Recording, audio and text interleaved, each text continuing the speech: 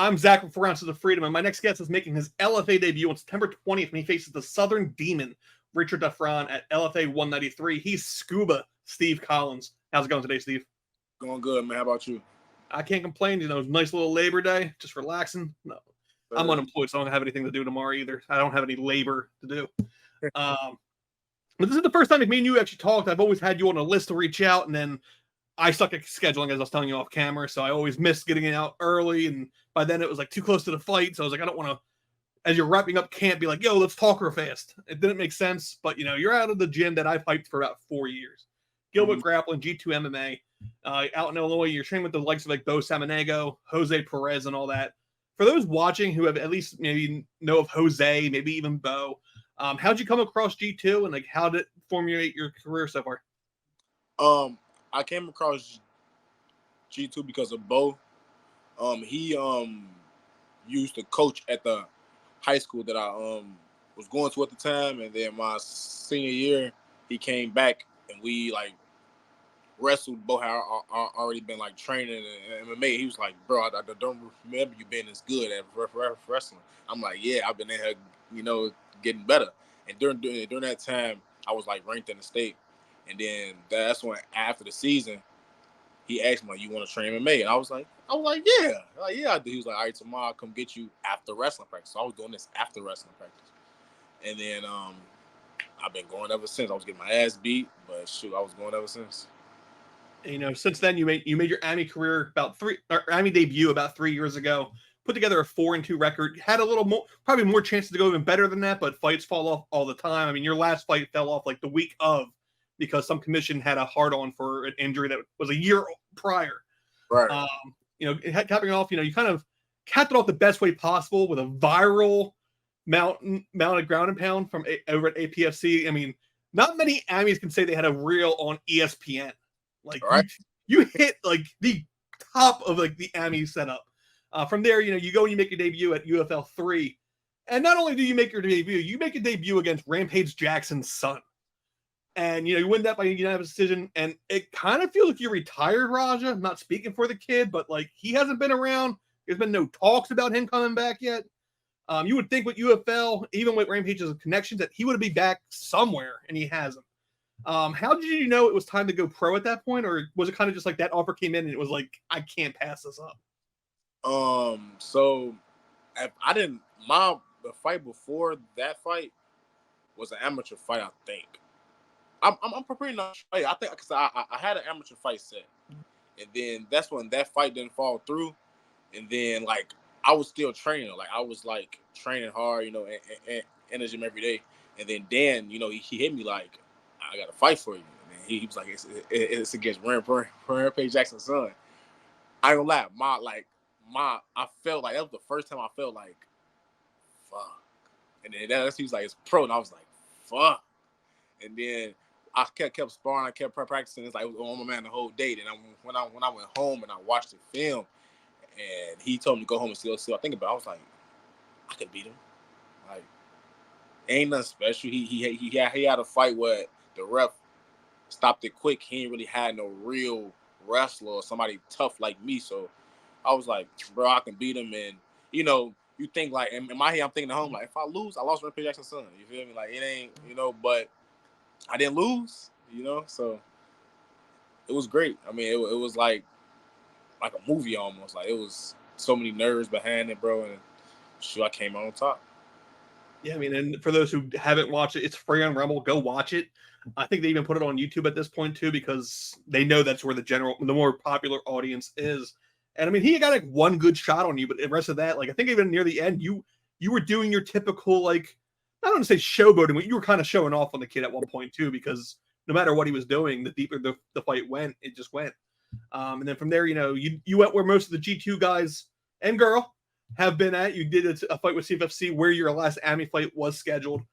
You went to what I think is the best CFFC venue. I love the Tunica venue. Me too, yeah.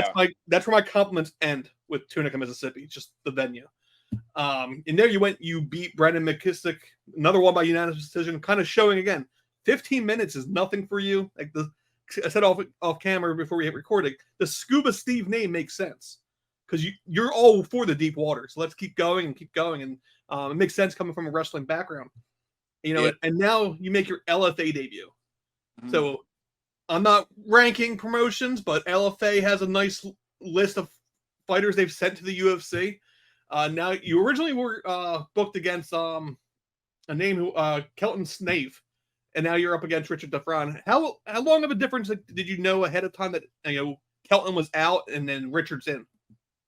It was 4 weeks, so it was like at like 4 weeks away from the fight when we seen the picture of his cut and everything. But I'm the type to fight whoever.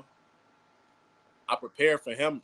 I was ready for him, but I got some random guys, so I'm about to go out here and do the same thing and win. And then I want to touch on that. You said something about snaps. You said something about the 15 minutes and me getting better through time. Yes, I feel like when I get to the 5-round fights, like that 4th and 5th round, I'm gonna be on top, because like the 3rd round, I felt like yeah, Roger, let's go. Like what you got now? All you got is a left hand, and that's what we do in our gym. We go to rounds. We do 6, 7, 5-minute rounds. Like we really get after it, man. Now with up until this fight, you were returning almost every 3 to 4 months. This time you've been out almost a year, 10 months. Was there just like a lack of opportunities your way, or were you just like taking time away because of like helping with wrestling or outside activities? What kept you away from the cage for about 10 months? I was helping with wrestling. I wish I would have got one, because we were trying to plan one in between this fight and when I found out about it. Like I found out about this fight. Like this fight contract was signed like 3 months ago almost. Like I'm not even sure. I knew about it for a while, and Dan was trying to find something for like in between, but nothing was falling in place. So I had a long camp. I'm training in the gym, training. It felt like a long camp. I feel like I've been in the gym every day for every week of my life. And that kind of works out too, because I mean, if you look at the recent successes out of the gym as well, this fight probably couldn't have came at a better time. You had Henry Huff fight early this year. Jose that came off his PFL debut. Mickey's fighting a week after you. There's another fighter in the gym who I can't say who's fighting yet, but has a fight booked and will be announced very soon. Yeah. So everyone's kind of like in their own preparations, but it's a team mentality out of G2. I know that for a fact. Yeah. So like, how's it been with like everyone prepping for their own fights while having yours kind of there as well? It's been great. Honestly. Jose fight, I was pretty much his main sparring partner. Other guys was there, but I was going more live rounds with him, and I was holding pads for him and stuff. And Louise was holding pads for him too. So it was like it was just fun going through his camp. Then I know other people got camps kind of like Henry, him winning. That was great. That fueled me for my fight. Then Jose winning, that fueled me for my fight. So once I win, I hope that fuel leads to everyone else down the line, so we can finish off the year great. And it just feels so good when everybody just in there working. Like you can just feel it, and it's just like it's like a movie type feel. Like we in here working and we trying to do something. We are doing it, And touching back on your career itself, a win here takes you to 3-0 as a professional. We've seen you in APFC. We've seen you in CFFC. We've seen you, we get to say, in LFA because it's only so many days away. The lightweight division's rather open across all the regionals. Mm-hmm. And, downside is you kind of have to be in like one promotion to get into like a title talk. They don't really like people kind of bouncing around, kind of, going for a job. They don't like job hoppers for some reason. Right. Is there any particular promotion? I know we're promoting an LFA fight, so you can just take the easy way out and say LFA is great. But is there any promotion that you're kind of like you would like to kind of build up a resume with? Shoot, I would love to win a CFFC title. I would love to win a APFC title. I would love to win an LFA title. Like me, whatever title I can win, whatever. Like you said, I'm whatever promotion I'm fighting for consistently, and they put me in that talk. But right now, I'm young. I'm just trying to get to 4 and 5-0, so I can get in the talks of going to like the bigger promotion. Because like Jose said, the dream is to be a full-time fighter. Like same as him. I work every day. I'm a young guy, but like I'm my own place. I got a son. I got a girl. Like I got a home. So it's like I work and take care of everything in my household, and and train every day. So it's work, train, take care of my son. So the goal is to get to where I'm getting paid enough to where I don't have to work as hard. I mean, especially, the more time you have, to train. Because regardless of what everyone wants to say, doing 8, 10, 12-hour work days and then going to the gym afterwards, you're not getting what you could put in the gym every day. Right. And if you are, it's going to impact the day job, which could risk a lot more at that point as well as you're growing. But, touching back on this fight itself, Richard Daffron, September 20th. How do you see this fight playing out if you could write it out? I see this fight playing out. I see a lot of on the feet. If he gets like sporadic takedown, but I don't want to get too much into it. But if you know how to fight, you expect a strike and a takedown, but you don't know how I'm gonna do it. But that's pretty much how I see it. I see a finish. I'll always say I see a finish, but I'm really that's my goal this fight is to give me a finish on my resume.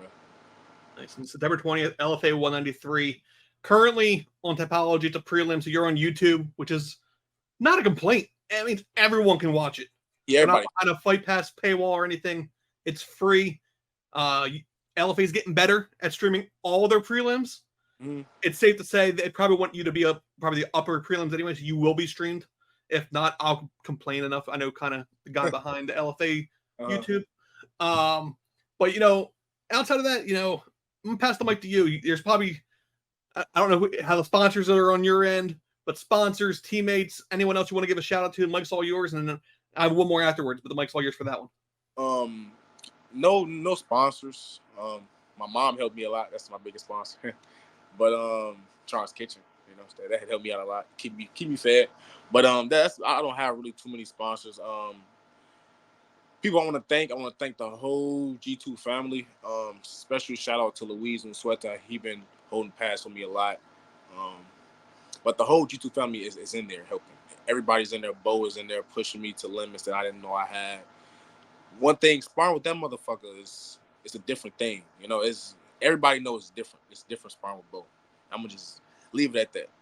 And then Jose, he always giving me the knowledge I need, fucking me up in a way where I'm so confused, but I ask questions.